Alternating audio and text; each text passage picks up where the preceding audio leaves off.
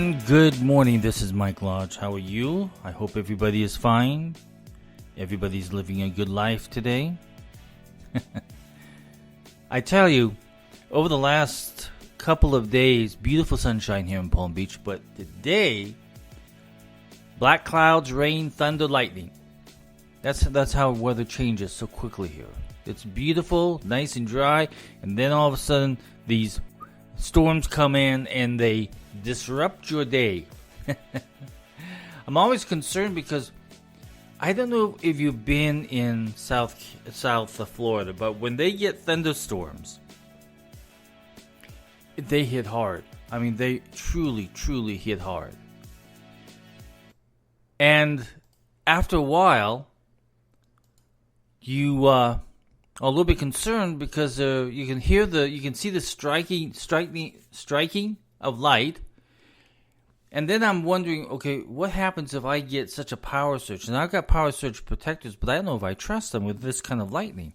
But that's life. That's life here in South Florida. Listen, I don't know about you, but I'm getting very frustrated with this whole political system. I am literally wanting for November to come and get it over with because this is just getting dirty and dirtier and dirtier.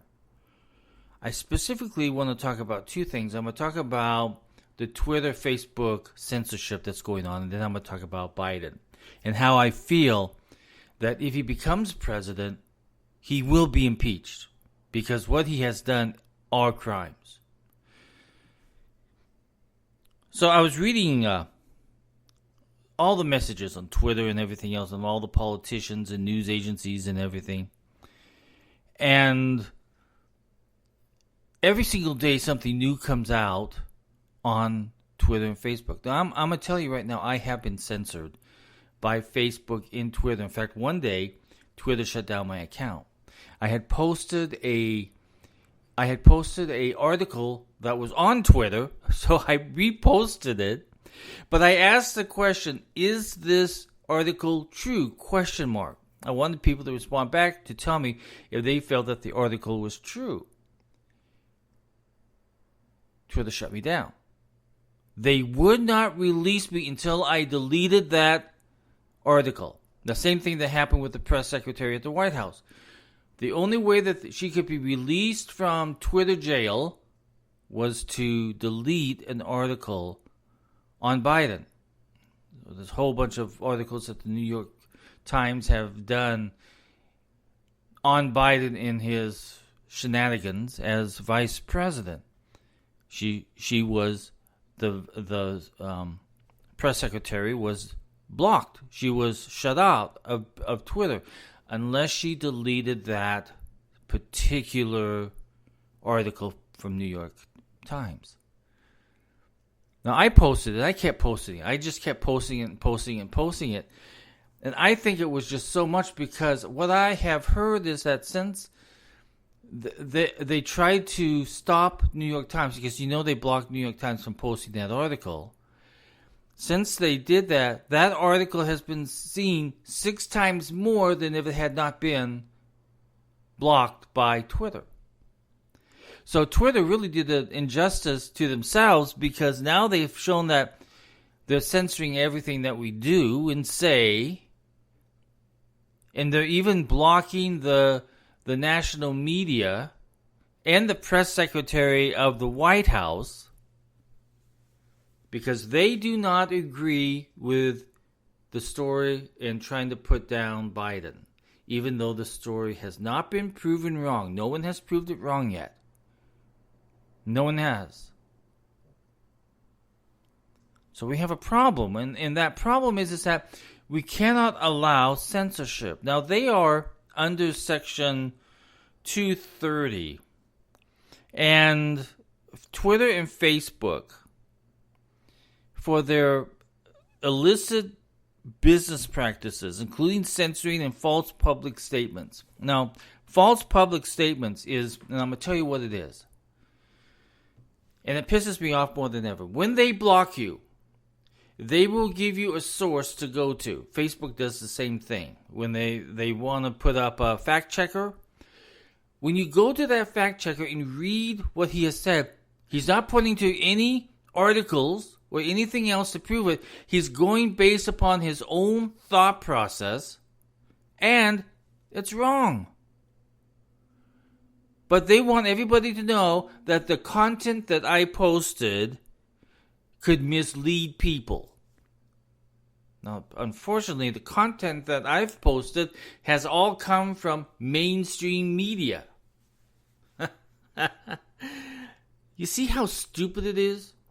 So what's happening is that Facebook and Twitter are censoring one side of the thought process politically, but they are endorsing the other side. So they will post things about Trump's tax returns. They will post things about other different things that's happening on the other conservative side. But when it comes to Biden, they protect it. So it's a one-sided deal here. So what is really happening is that Twitter and Facebook are both messing around with the election. And that is unfair to the American people. Twitter and Facebook were originally put up there so that people could put out their ideas and have people disagree or agree with them. That's what it was about. It's about this common need for people to be able to say what they felt they needed to say or make the argument on how they believe. At this point, based on what they've done to me, based upon what they've done to the New York Times, based upon what they've done to the White House press secretary, and based upon Joe Biden's corruption, the SEC, the DOJ, the FTC, and other law enforcement need to get involved in this. When you get into election meddling and freedom of speech, then something has to happen. Now listen, a lot of different people on social media have called me all kinds of names, have been very hostile with me through their words. But I'm not going to discourage them from saying anything. That's freedom of speech. They are expressing their ideas, even though it's wrong. But they're free to say whatever they want to say because that's what it's supposed to happen. But once Twitter and once Facebook begin to censor what you're saying, then they are eliminating our liberties through the Constitution that provides us with the freedom of speech. Now, I can understand hate speech, and when people are saying they're going to kill you and they're going to maim you, they're going to do all that kind of stuff, then that's a threat. That's a physical threat, and that needs to be taken into consideration. But they can call me white privilege. They can call me all those names. I don't care. It doesn't offend me. It doesn't affect my day. In fact, I love it because then I have something to talk about on my podcast. A lot of times, and I will be the first one to admit this because I do it. A lot of times people will just attack me, and I hold my argument up, but they will attack me. But they don't attack me with arguments. They attack me with profanity. They attack me with slime. They attack me with all kinds of different verbal attacks. At the very end, I always tell them, I really want to thank you because you've just given me a whole bunch of material for my podcast tomorrow. I really thank you. Then they start deleting all the comments that they made to me. Some with guts, let it stay. And I always copy them so I have it when I'm going to talk about them in my podcast. But it's freedom of speech. And everybody should understand that once Twitter, once Facebook, once social media outlets, even Google, Yahoo, once they start limiting your speech, then they have gone over the line and they have abandoned the freedom of speech of the Constitution, and they've gotten into election meddling. And that's a very dangerous situation. So listen, I call upon Facebook and Twitter, stop it. Because you're doing more damage to yourself, more damage to your reputation, more damage to the election system, and the political system, and the debate systems that we have out there. You're doing more damage than you have ever done before. Keep your little grubby little political hands off my political statements.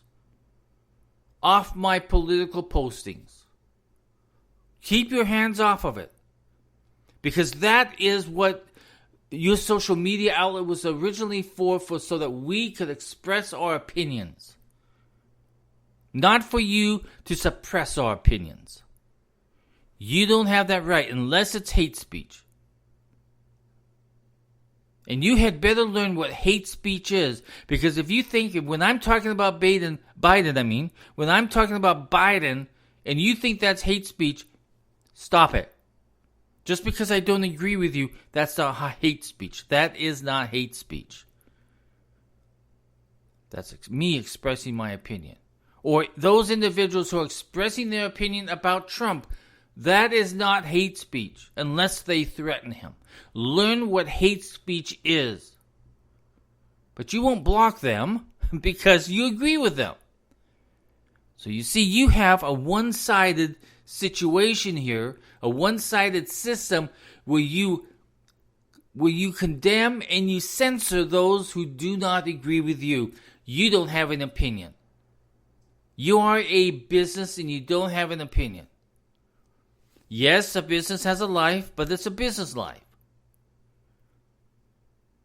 Your business is to allow people to communicate.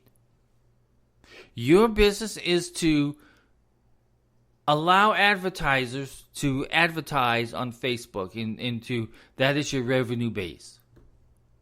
Your job is not to censor me. It's not to censor the White House. It's not to censor New York Times. It's not to censor Americans in general. You don't have that right. So stop it. Now, if you want to get back, as an American, if you want to get back, start shutting down their advertising. When an advertisement comes up on their page, on your page, you can block it. You have the ability to block it. If you want to get back at Twitter and Facebook, start blocking their ads so that none of their advertisers are seen on your Facebook or Twitter. You have that ability to do it. If you want to know how to do it, send me a text at 818-252-5682 and I'll tell you how to do it. But you have that ability to shut down their advertisers. If you want to get back at the company, start messing with their finances. Because once they know that they're being attacked and that the American people are upset, it does a lot. Now, most of the time, boycotts don't work. I don't believe in boycotts. I don't. Boycotts are just talk. But you have the ability on Facebook and Twitter to shut down those advertisers. You have that ability. Use it to your advantage. Sometimes you have to hit people where the money counts. I mean, take a good example. When somebody wants to get back at you, what do? They sue you. Because they're hoping that you're going to settle and they're going to make some money off of it. Unfortunately, that's an unethical practice that I hate more than anything else and that needs to be addressed. These frivolous lawsuits hoping that people will settle. But they attack you because it's a financial drain on you. They want to do damage to you. And the ability to stop companies from censorship, from discrimination is by hitting them in the pocketbook.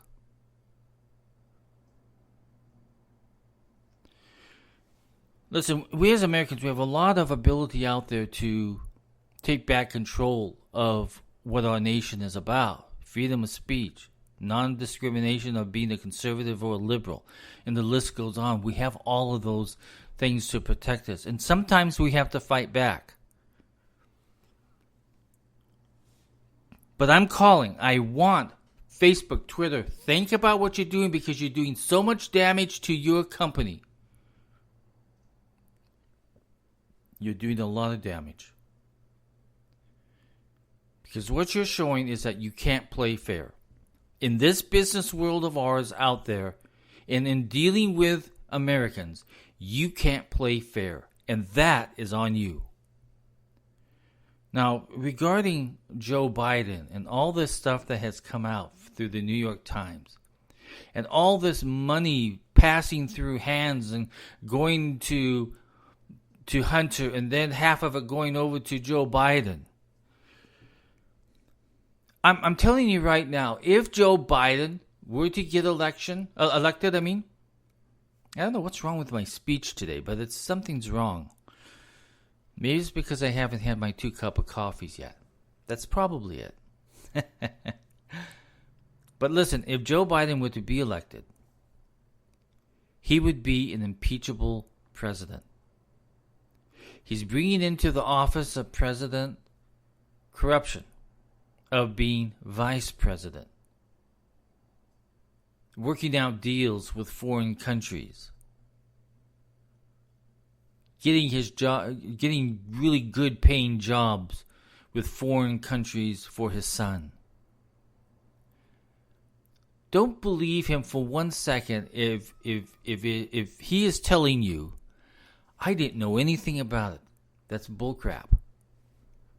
He did know about it. He's even met with some of the people that Hunter Biden was representing. He knew about it. Hunter Biden knew about it.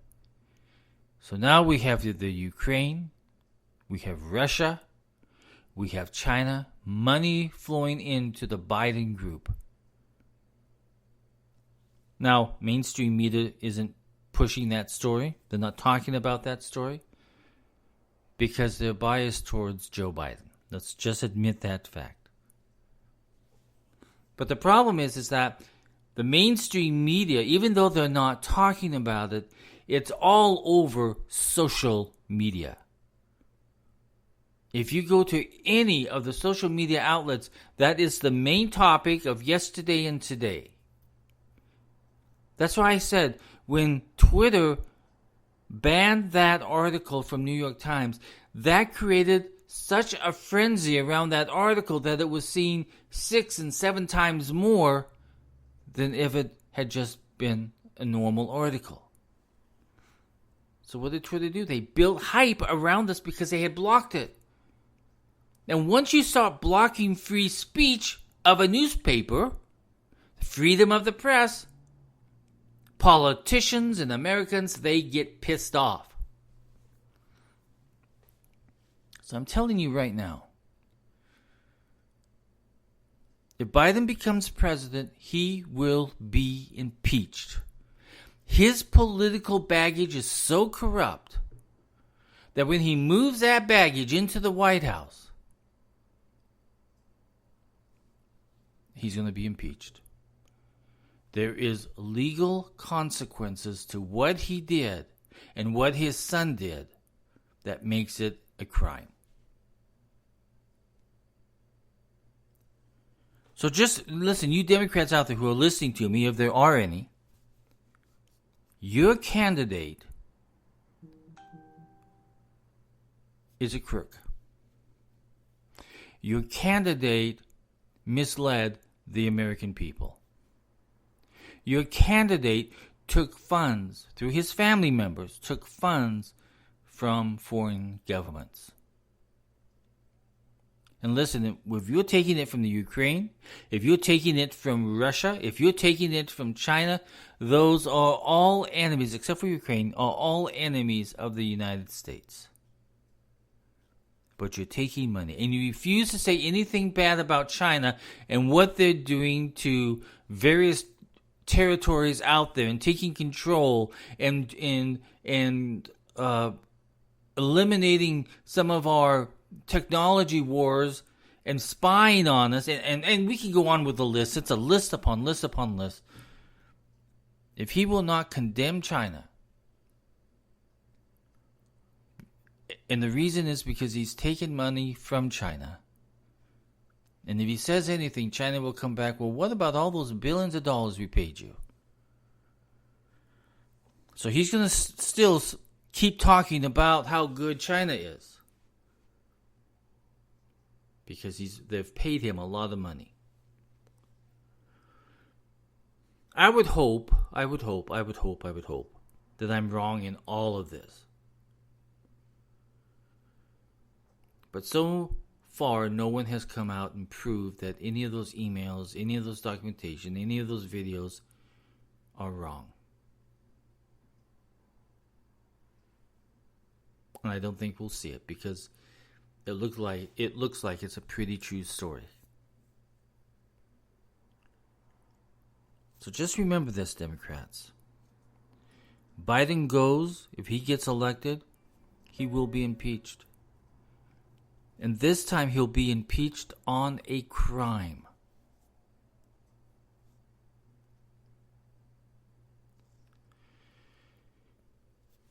Politics. This is the dirtiest political season I have ever seen in my life. And I've been around for a long time. My very first election that I paid attention to was Kennedy versus Nixon. I paid attention to it. And I've paid attention to every single election since then, and I've never seen it this dirty, this corrupted. For the Constitution of the United States is in danger by Facebook and Twitter, and by the liberals who control the House of Representatives. We are in trouble if this continues on. Sometimes we have to change politicians out because they're doing a bad job. Sometimes we can love our party. You can love being a Democrat. You can love being a Republican. But sometimes there are members within that party that needs to be voted out. That's why this year there needs to be a change in Congress. And it's got to take that control away from Nancy Pelosi in her hate towards the president, her hate towards Americans, her hate towards conservatives. She's unwilling to reach across the aisle and talk to anybody. It has been a year as of yesterday. It has been a year since she and the president have sat down and talked together. That's a disgusting mess right there. And I can see the president's view, because Nancy refuses to bend one iota because she wants the political power and she wants to do damage to the president. But what she's doing damage to is the office of the Speaker of the House. The Speaker of the House is the one who reaches across the aisle and tries to get things done with both parties. That's what Speaker of the House is supposed to do. And to work with the president on getting things done for the American people. Not for a political party. Not for a political agenda. But for the American people. And that's what has happened. That has been the problem ever since Nancy Pelosi has been in control of the Congress, is she has forgotten about the American people and the needs of the American people, because she doesn't want a president to win anything. She doesn't want the president to accomplish anything. So she will block, she will scream, she will threaten more impeachment, she will threaten the 25th Amendment. She will do all this, but she will not work for the American people. And when this happens, that means we have lost control of the Congress. And we as Americans, we need to get control of the Congress back for the American people. And Nancy Pelosi and the Democrats are not the party that's going to do it at the moment. So you and I, we have to make some decisions on what we're going to do. And I'm telling you, I'm looking at some Republicans that probably shouldn't be there either. Mitt Romney is one of them.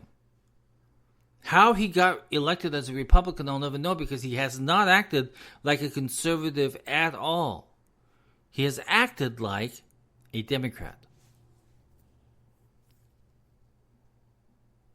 It's amazing, isn't it? It's politics that control our lives, especially during the season.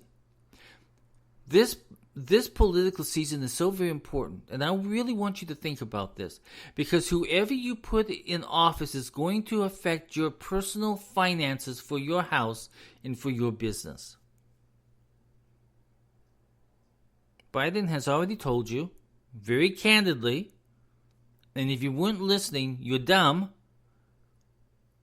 He has told you, he has told us that if he is elected, he is going to raise our taxes. He is going to raise our personal income taxes, and he's going to raise business taxes. Now, we've already been through this once before with Obama.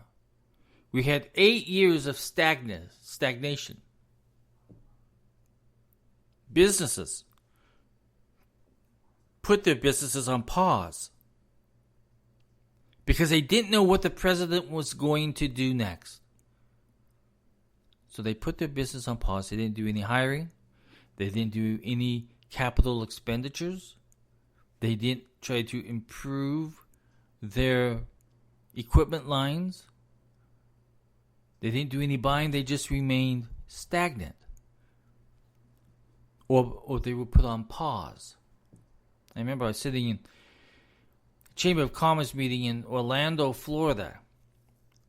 And it was during the Obama administration, and we were talking about the economy.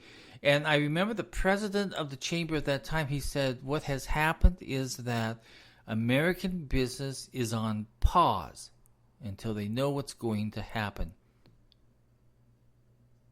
And we didn't know what was going to happen.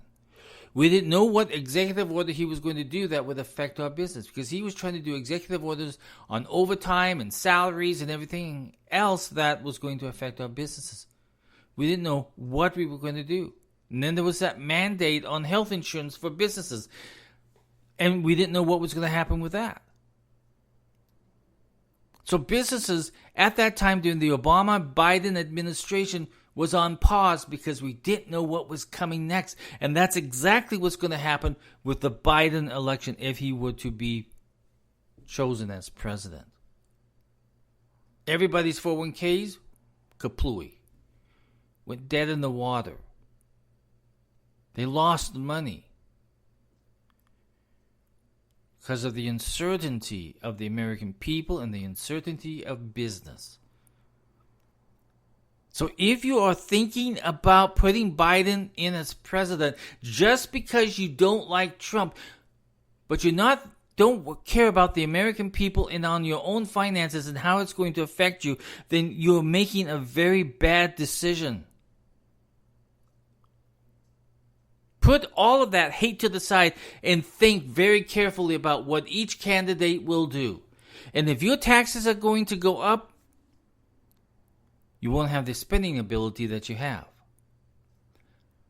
If your business taxes are going to go up, you're going to go on pause.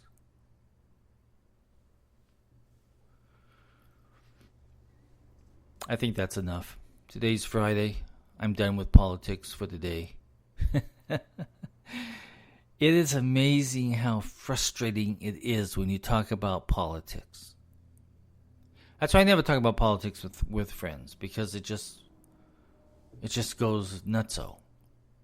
And I love my friends so much. I love them dearly. I don't care if they are a liberal or if they're a conservative or if they are something else. I don't care, because I love my friends. And politics will drive a wedge between my friends, and I hate that.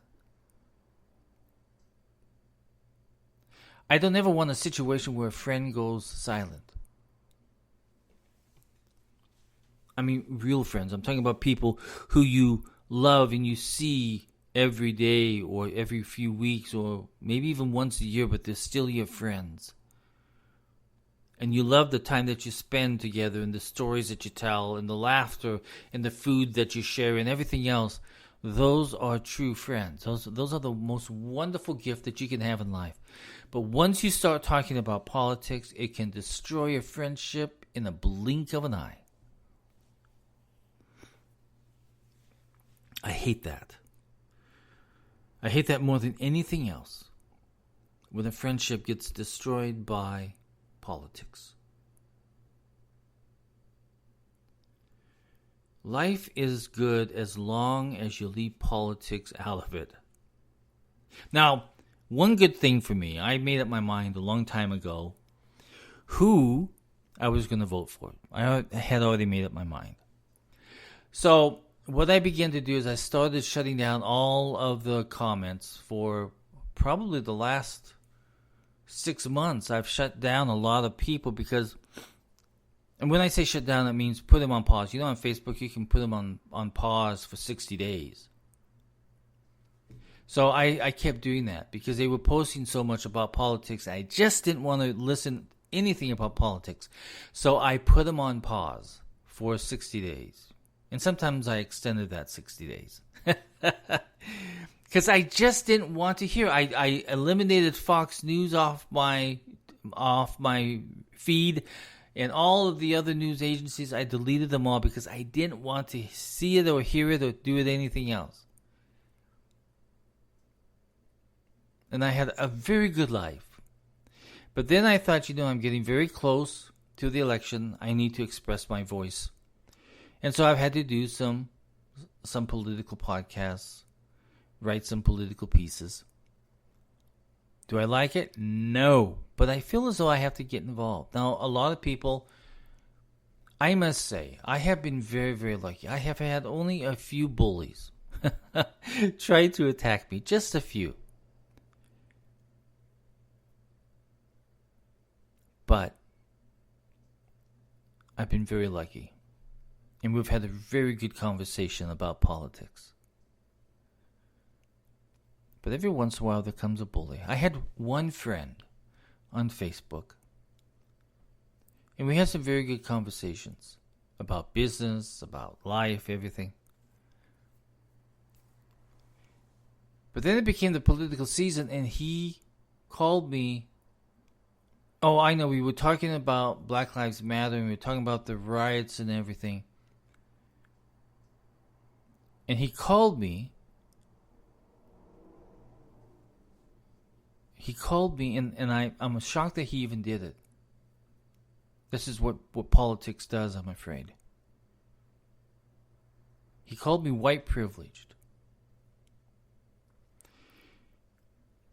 Now I questioned him. I said, why in the world would you call me white privileged? Because you have always had privilege. You've always been able to do whatever you want to do. Well, then he doesn't know what white privilege is, because I tell you, throughout my life, I have had to work as much harder than most other people. I've had to do most everything on myself, by myself, for myself. When I went to college, I had to work 3 jobs trying to pay for my education. No one gave me any grants. Although everybody else was getting grants and loans and everything, I didn't get that. I had to work. I worked as a janitor. I worked for the Dean of Men standing desks, and I worked for a furniture factory in the local town. Just trying to pay for my education. And I did the same thing through high school. I wanted to go to a private high school. So I worked in the furniture factory. I worked half a day in the furniture factory and went to school half a day. No one has ever given me anything. I wish somebody would give me something. That would make me feel so good. If somebody would just give me something, but no one has given me anything. I have had to work my darndest on it. I have had to not eat sometimes just so that I could keep paying my employees or paying my rent. I have had some tough times. I have had to give up my apartment when I was first starting out. I had to give up my apartment, and I literally slept on the floor under my desk because I was trying to get it going. And I worked hard. And then pretty soon, I was the number one tax firm where I lived. But it worked hard. I worked hard. Nothing has ever been given me. So when people call me white privilege, I want to know what that is because I have not received any privilege whatsoever. Nothing, nada, zero, zilcho. So I want to know what white privilege is. So I put him on pause, and I've kept him on pause on Facebook.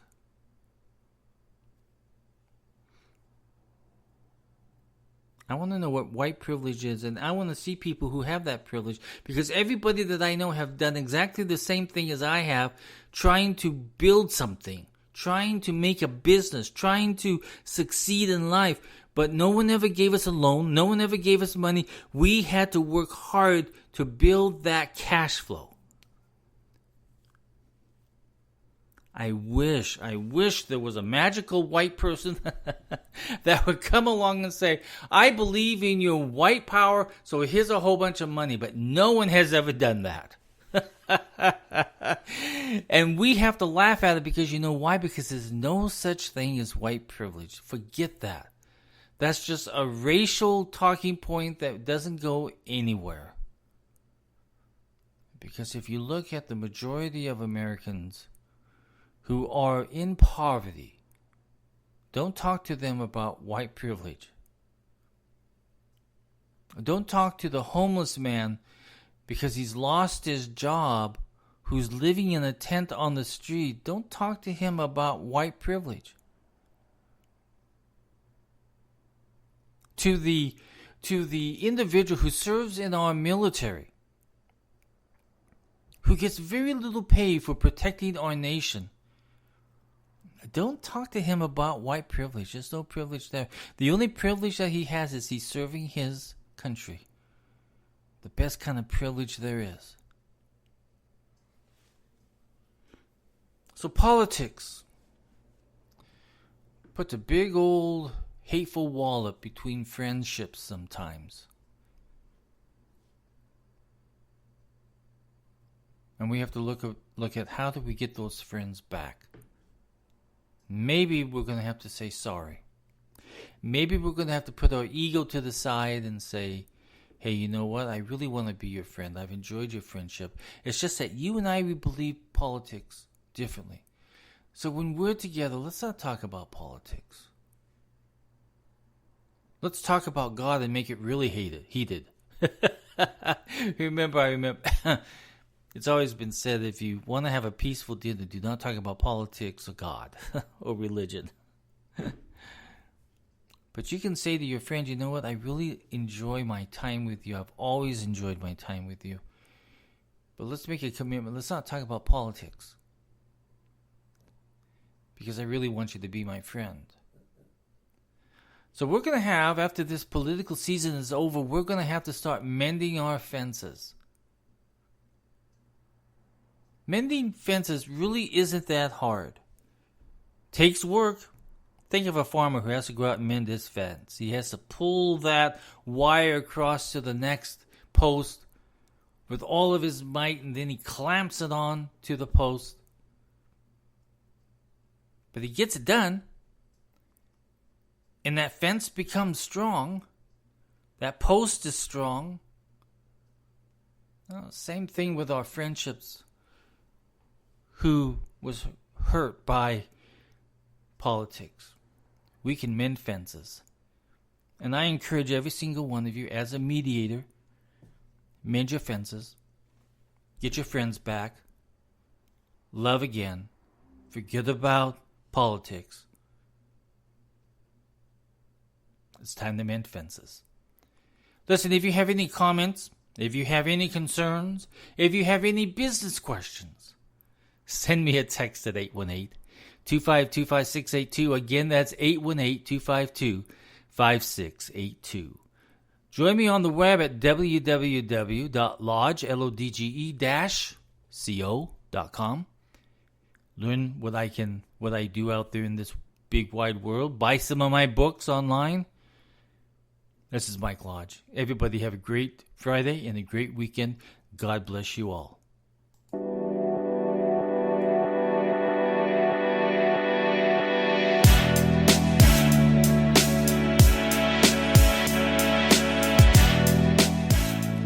This podcast has been produced by Michael Lodge, fully focused on content. God bless.